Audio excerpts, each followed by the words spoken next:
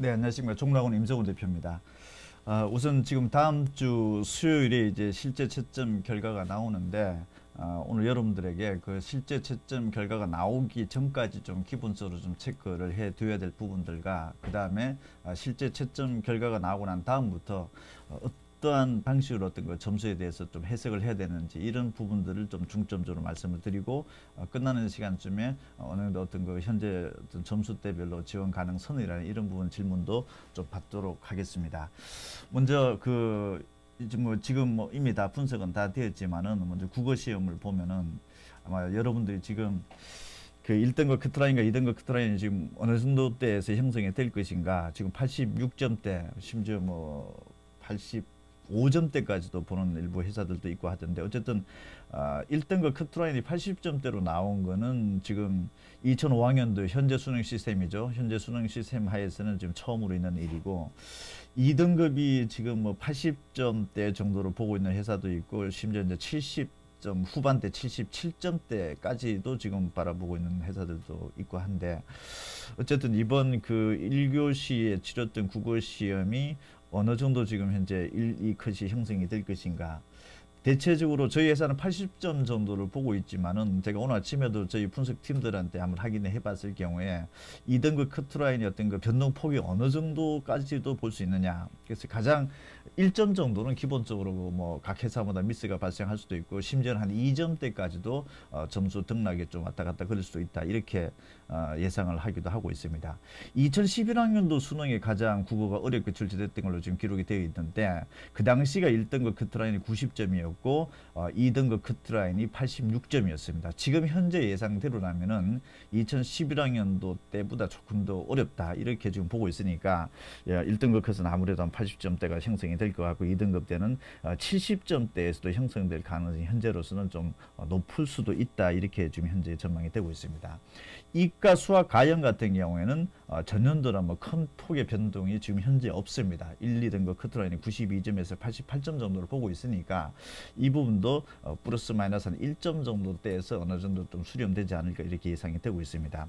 수학 나형, 그 문과 수학이 조금 현재로 봤을 때는 또 예측 불허상으로 갔는데, 지금 1등급 커트라인이 88점으로 갖다 놓고 2등급 컷을 지금 80에서 81점까지 두고 있는데, 1등급 커트라인이 80점대까지 떨어져 본 적이, 여기도 2005학년도 때가 이제 88점까지 떨어진 적이 있었습니다. 이때가 2등급 커트라인이 77점까지 떨어졌었고, 그 다음에 그 최악으로 왔을 때 2009학년도는 1등급 커트라인이 무려 79점까지 떨어졌고, 2등급이 68점인데, 이 정도까지는 전혀 좀 형성될 것 같지는 않고, 지금 수학 나형 같은 경우에도 지금 2등급 커트라인이 80에서 81포인트를 지금 보고 있는데, 이 또한 플러스 마이너스 한 1, 2점 정도 때는 아무래도 좀 변동폭이 있을 수도 있기 때문에, 지금 수시에서 수능 최저를 맞췄는지 못 맞췄는지 부분들은 아마 12월 5일 날이 성적표를 받아보고, 아마 12월 4일 날부터 아마 여기 조선일보에서도 아마 보도하고 할 텐데,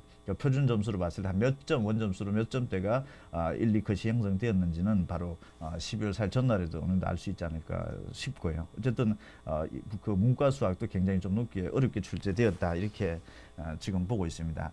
영어가 지금 작년도에 1등급이 10% 나왔는데, 금년도 저희 회사가 한 6%대 정도로 보고 있으니까 1등급이 벌써 4%가 줄었었고, 또 2등급 인원이 보면은 한 20%대 정도로 보고 있으니까 작년도에 거의 30%였었죠. 그러니까 한 10% 정도대가 더 늘어났기 때문에, 영어 2등급 이내에 들어온 학생들이 전년에 비해서는 거의 한 5만 명 이상 정도 줄어들었다. 그러면은 수능 최저, 수시에서 수능 최저 등급을 못 맞추고 정시로 넘어간 학생들이 영어로 인해서 한 5만 명 정도가 추가적으로 발생할 어떤 여지에 있는 학생들이다, 이렇게 지금 볼 수 있습니다.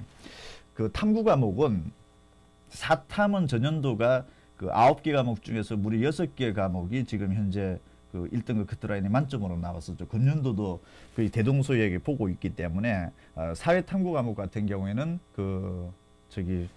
사회탐구 같은 경우에는 전년도랑 봤을 때는 조금 뭐 큰 폭의 변화가 없다. 크게 또 어떻게 변별력이 어떤 형성된 과목으로 볼 수 없다. 이렇게 볼 수 있습니다.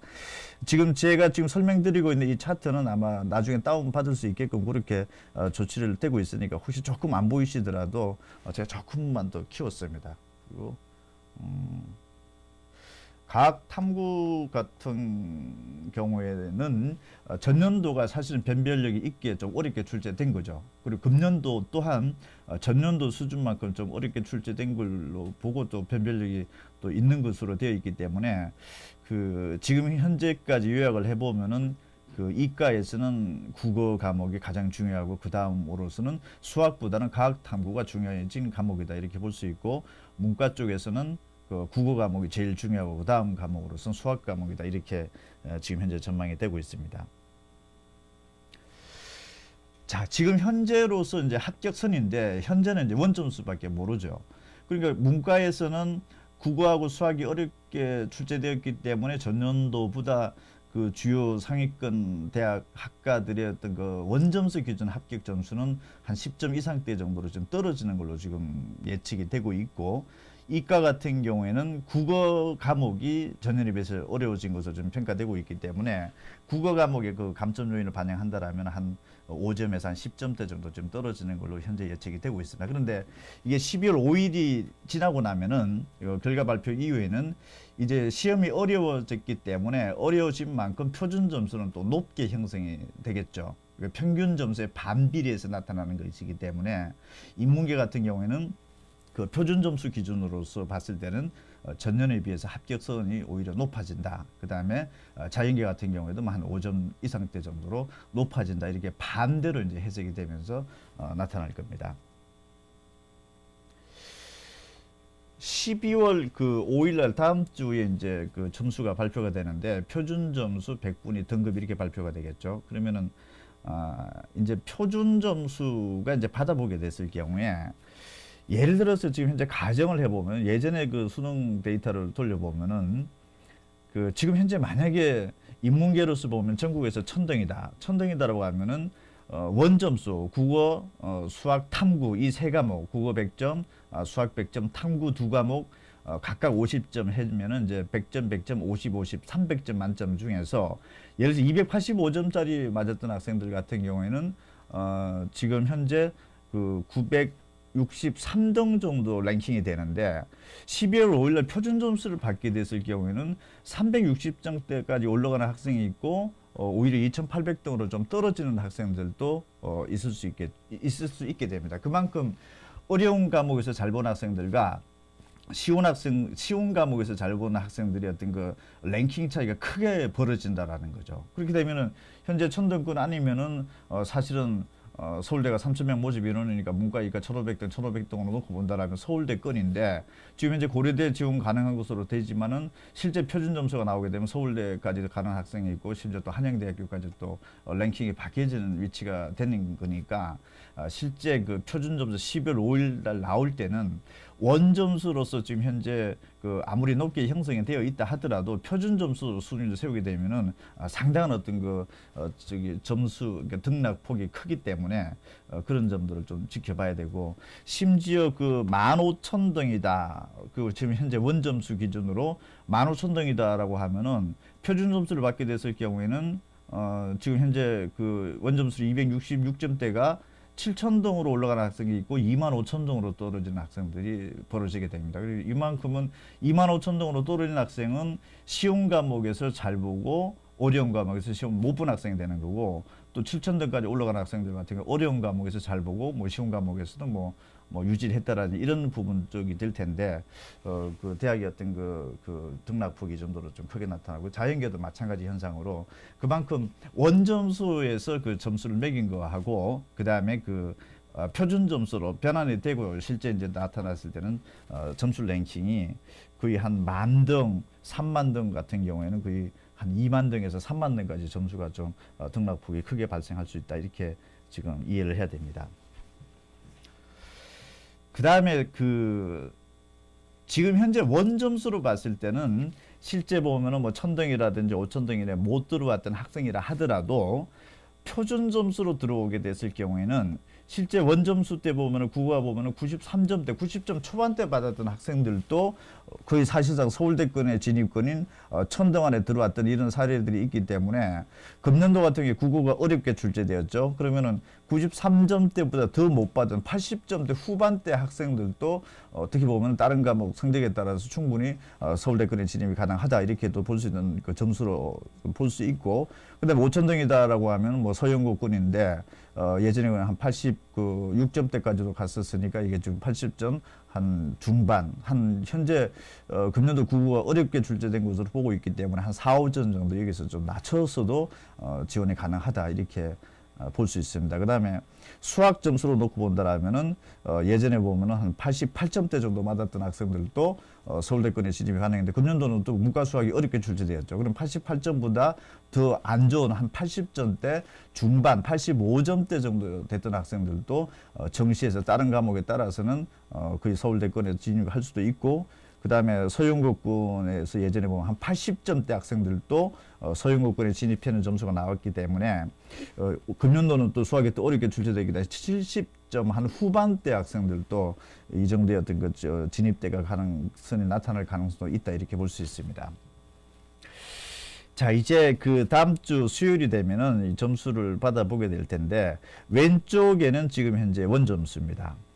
원점수인데 오른쪽으로 보면은 그 작년도 수능 같은 경우에 만점을 다 맞았다라고 하면 국어는 134점, 수학이 130점, 수학 나가 135점 이렇게 형성이 되어 있는데, 금년도는 국어가 어렵게 출제되었기 때문에 거의 한 140점대가 넘어갈 가능성으로 지금 현재 추정을 하고 있고, 수학과 수학 나형도 거의 한 140점대까지 좀 육박할 것으로 이렇게 보고 있기 때문에 여러분들이 지금 현재 점수대에서 오른쪽에 보면은 그 표준 점수가 얼마만큼 바뀔 것인가가 다음 주 이제 12월 5일 날 발표가 되고 나면 이제 확인이 될 겁니다.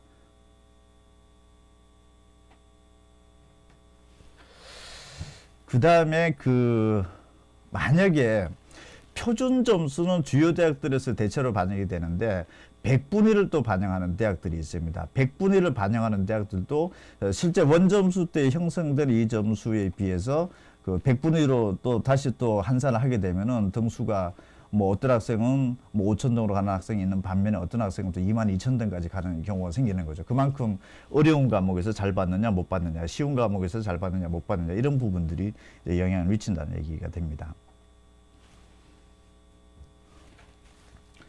그 다음에 그 점수의 이제 그 적용 방식인데, 대부분의 대학들은 이제 보시다시피 표준 점수를 하고 이게 탐구 변표인데, 뭐 탐구 과목이 어려운 과목을 본 학생이 있고 쉬운 과목을 본 학생이 있는데, 이런 유불리점들을 어떤 보정하는 작업들이 진행이 되는 게 이제 탐구 변환 표준 점수인데, 어쨌든 주요 대학들은 표준 점수를 지금 보고 있고, 또 일부 대학들이 지금 현재 100분의 1을 보는 대학들이 있는데, 여러분들께서는 그 다음 주에 결과표를 받아보면은 표준 점수로 지원 가능한 대학과 100분의 1로 지원 가능한 대학을 일단 한번 비교를 좌우로 해봐야겠죠. 그래서 여러분 최종 판단을 해야 되는데, 어쨌든 100분의 1로 적용하는 대학들도 있다라는 부분. 그 다음에 뭐 세종대학교, 아주대학교 같은 경우에는 탐구 과목에서만 또 100분의 1을 보고 나머지 과목들은 표준 점수를 보는 대학들도 있다. 이런 부분들을 좀 판단을 해보셔야 됩니다. 그 전까지 또 그 과목별 이제 가중치를 또 그 각 대학들마다 이게 분포가 되고 있는데, 이런 부분들도 예를 들어서 여러분들이 지금 표준 점수를 놓고 봤을 때 그 상대적으로 좀 어렵게 예상됐던 국어 과목을 잘 봤다 또는 수학 과목을 잘 봤다 이런 부분들이 된다라면은 여기에 대한 어떤 가중치를 당연히 좀 뒤져봐야 되는 그런 상황이 벌어지는 거고, 그 다음에 영어 과목이 금년도에 굉장히 좀 어렵게 출제가 되었었는데, 영어 과목은 우선적으로 보면은 인문이라든지 자연어로 놓고 봤을 때 감점이 좀 상대적으로 좀 낮은 대학, 그 다음에 감점이 좀 높은 대학, 이런 부분들을 좀 눈여겨 보시면서, 사실은 감점이 좀 높은 대학들은 그 1, 2등급 간의 점수차가 10점이라든지 뭐 한 5점대 이상대 이렇게 나타난다면 사실은 극복이 좀 어려울 수도 있다. 이런 부분들을 좀 감안을 하고 좀 판단을 해 보셔야 될 것 같습니다.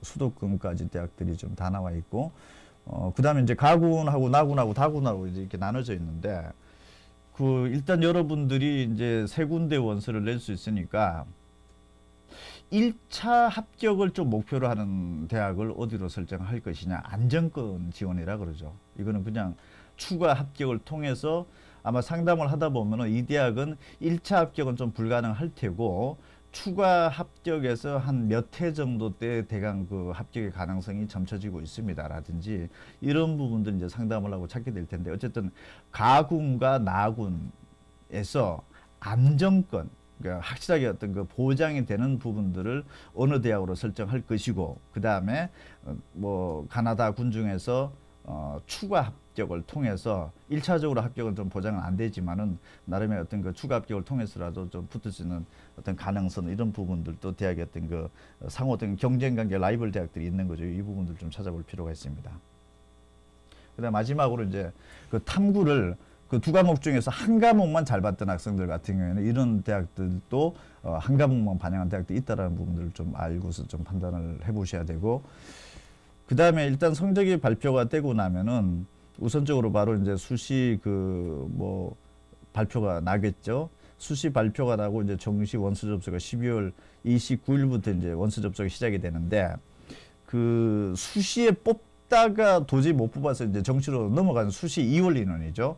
그래서 여러분들이 그 전년도에 그 여러분이 지원하고자 하는 어떤 대학과 학과에 어떤 실제적으로 모집 인원이 어느 정도 변화가 있었는지, 그러니까 수시에서 못 뽑아서 정시로 넘어간 인원이 얼마나 있었는지 이런 부분들도 미리 좀 체크를 좀 해놓을 필요가 있고, 사실은 그 가장 마지막에는 이제 그 2월 17일 날 이후에 최종적으로 이제 그 추가 합격을 끝으로 추가 모집을 끝으로 금년도 입시가 이제 모두 끝이 나게 되어 있습니다. 그래서 일단은 여러분들이 지금 사전적으로 그 시험이 끝나고 난 다음에 어느 정도 그 정보를 수집하셨을 텐데 이제 실제 결과가 나오고 난 다음부터 어떻게 될지를 지금 제가 간략하게 말씀을 드렸고 지금부터는 이제 그 여러분들이 좀 질문도로 이런 부분들에 대해서 거의 저희 그 시스템하고 같이 연동을 시켜서 한번 좀 체크를 해보기로 하겠습니다.